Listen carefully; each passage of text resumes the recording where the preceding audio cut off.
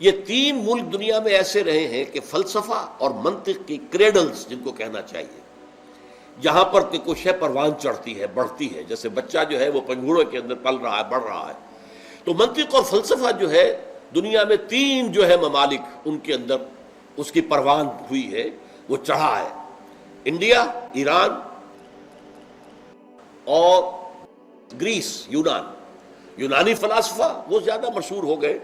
اس لیے کہ اس کے بعد سارا جو ہے رینائسنس کے بعد علم کا مرکز یورپ بن گیا، اس لیے وہ زیادہ مشہور ہے، ورنہ ایرانی فلاسفہ اور Indian philosophers, doctor Radha Krishnan جو ایک زمانے میں صدر رہے ہیں انڈیا کے، انہوں نے 2 والیومز اتنی موٹی موٹی ہے انڈین فلاسفی پر جو کتاب لکھی ہے، میں حیران ہو گیا اس کتاب کو دیکھ کر، اور مجھے دلچسپی تھی تو میں نے وہ خریدی تھی، خاصی قیمتی کتاب تھی، انڈین فلاسفی، اور واقعہ یہ ہے کہ وہ فلسفے کے اعتبار سے، منطق کے اعتبار سے بلند ترین مقامات پر پہنچے، اور پروفیسر یوسف سلیم چشتی مرحوم،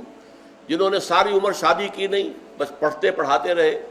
وہ کہا کرتے تھے، فلسفے کی بہت جو ہے ان کی نگاہ وسیع تھی فلسفے پر، وہ کہتے تھے کہ 600 عیسوی تک، 600 قبل مسیح سے لے کر 600 عیسوی تک، یہ 1200 برس ہے،